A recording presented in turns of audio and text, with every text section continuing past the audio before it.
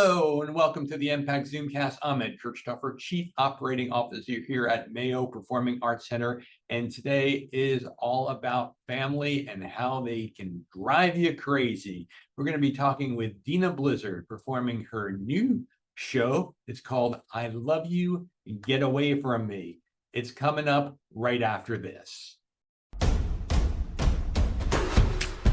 You've heard the name. Now come and see why. Palobolus's Recreation Tour, where boundaries of gravity and creativity blur. Palobolus's Recreation Tour will change your idea of what's possible. Experience the legendary Palobolus.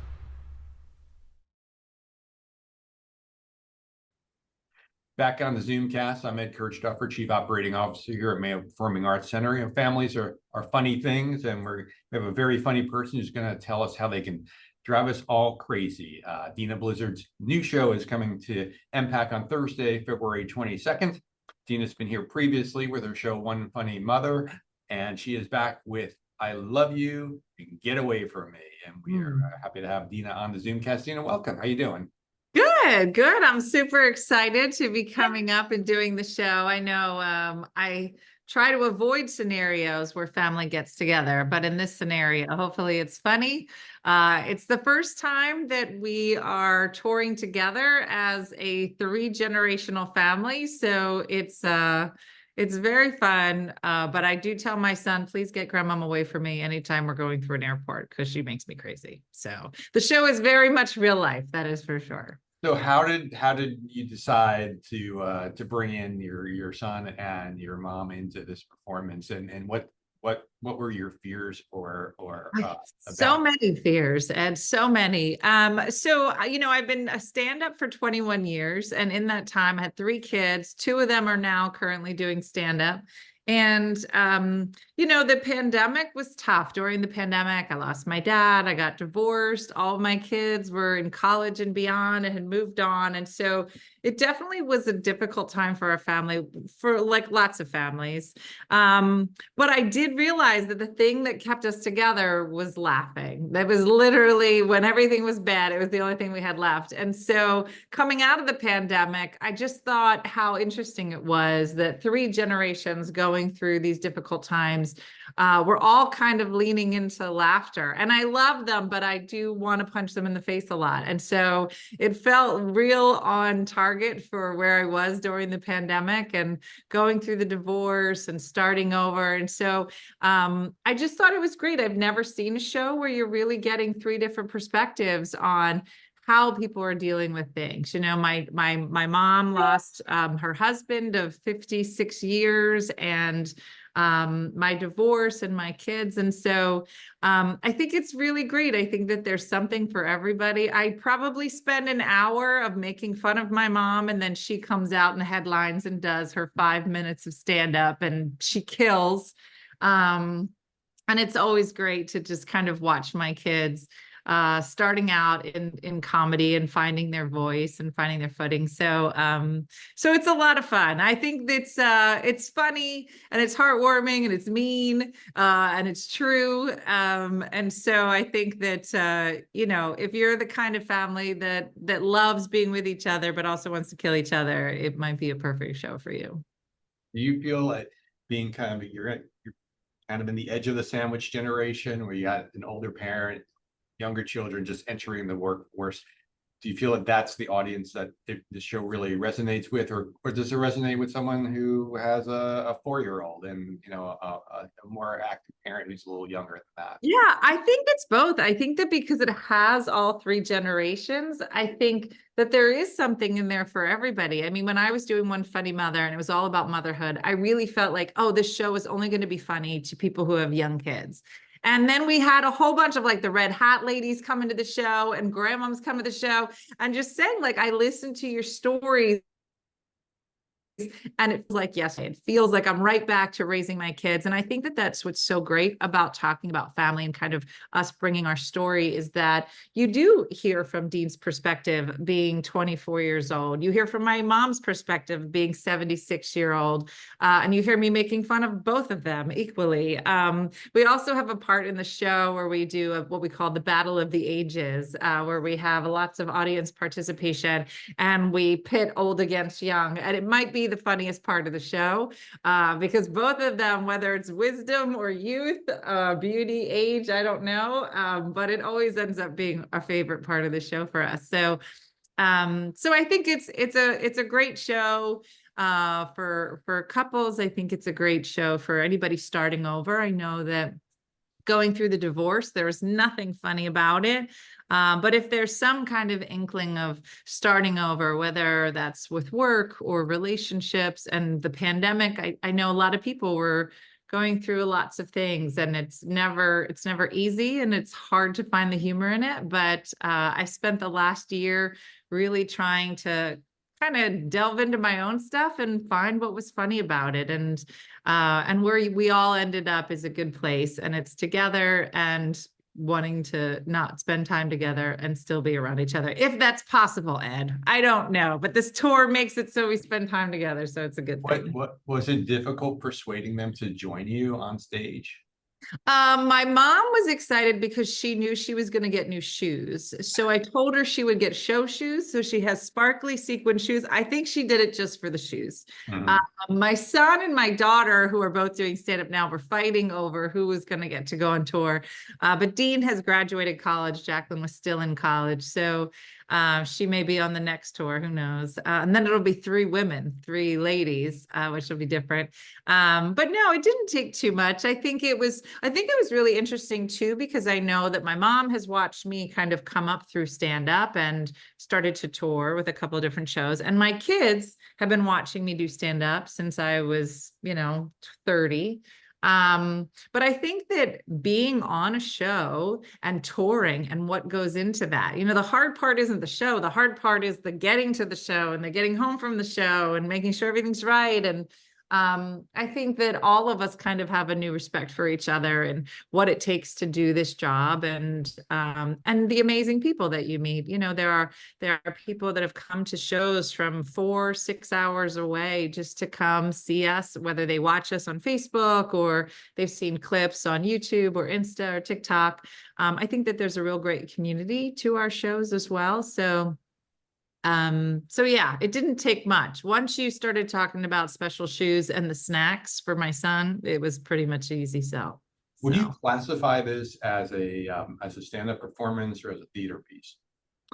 That's a great question. I actually think that when you start out as a comic, which is where I started, your job is to learn how to write a good joke, right? That's our job. And it could take years to learn how to master that and how to master that in your own voice and from your own perspective.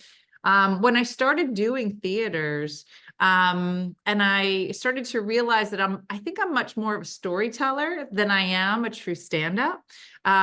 So I think that there's a little bit of both. To me, theater is about telling a great story. And so I think I definitely lean more in that direction, but there's for sure. I mean, I've been doing stand-up now for 21 years. It's a long time. And so I think that, innately, it's just kind of in your brain as, this is funny to me. I think other people would find it funny. So I think it's a bit of a crossover. There's some videos in the show. So there's some multimedia in there as well. So I think I would say it's more of a story, a comedic story, but I mean, my roots are in stand-up, so hopefully it's funny. So what's the creative process when putting something like this together? Are you like taking pieces of stand-up and realizing that there's a theme coming through it and then building from there? Can you talk a little about how you? Yeah, I love your questions, Ed, because I am intrigued by it. So this show was actually the first time that I sold the show without having written it. So my first show was One Funny Mother. And I don't know that I knew I was writing it. It was probably the first 8 to 10 years of my stand-up that I kind of put together into a show. The second show I did was My Name Is Not Mom, and that we created during the pandemic with 2 other performers. And this one, I sold the show because I knew talking about my kids as babies just wasn't where I was. My One Funny Mother was about having 3 kids and being married, and now all my kids had moved on and I wasn't married anymore. And I was like, this just doesn't feel very authentic to me now. And as a comic, that was really important. So I started writing it in January of last year, just after my divorce. And for me, it was very therapeutic. You'll hear comedians say that a lot, that so much of comedy really comes from being vulnerable, being honest. And I needed that time, I think, to find some funny in all of the changes that were happening. And so I wrote the show probably over like a 4 to 5 month period. And it was really difficult. It was really difficult because some of the things I didn't have enough time. Things are funny when enough time has gone by, but when you're in it, not as funny. But I think that there was a lot of truth to it. So I think that the message, I think, is really one just about change and about, trying to make the best of where you are and trying to find the humor in things that maybe just aren't really that funny. So it definitely was I think, gosh, it took me 8 years to write my first show, and I wrote this one in 5 months.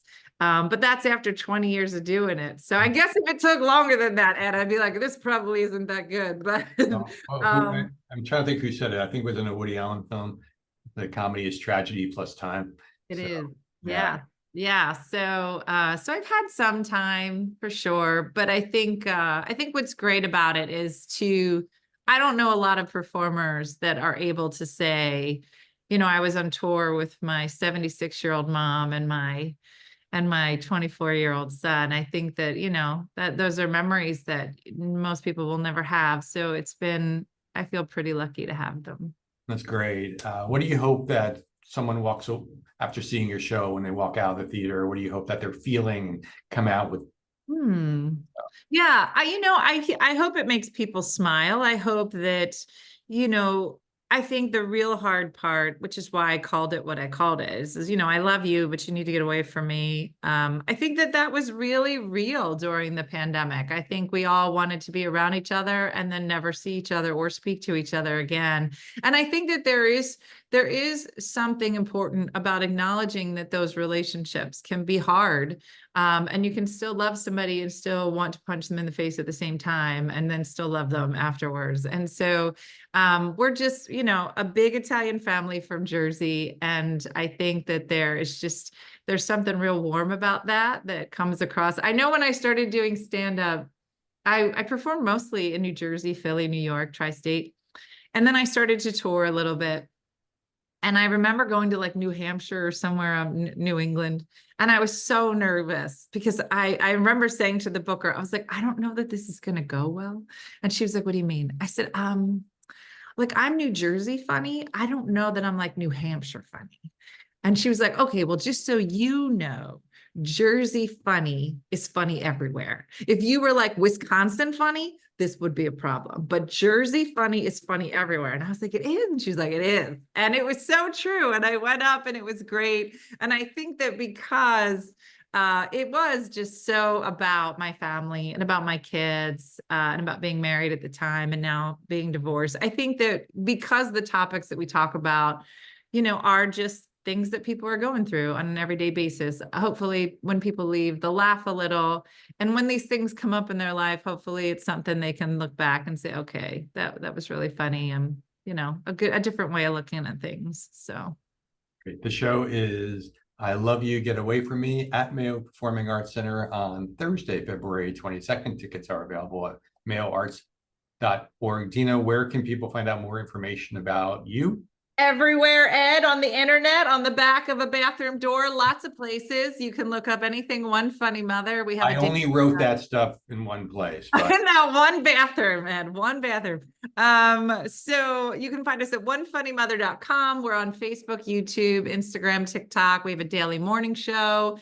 at 8:30 on Facebook and YouTube and TikTok. And we are have a weekly show called Tipsy Tuesday, where we drink on the internet at 9 o'clock every Tuesday for 8 years, Ed. And about 25,000 people join us for a nice glass of something yummy. So yeah, you can find 9 us. o'clock in the evening or in the morning? Both, Ed, both. I wish. No, No, that was at nighttime, but yeah. Well, thank you for spending a few minutes with us. We look forward to seeing We look forward to seeing you at the theater really soon, and looking forward to a great show. Thank you so much. Thanks, Ed.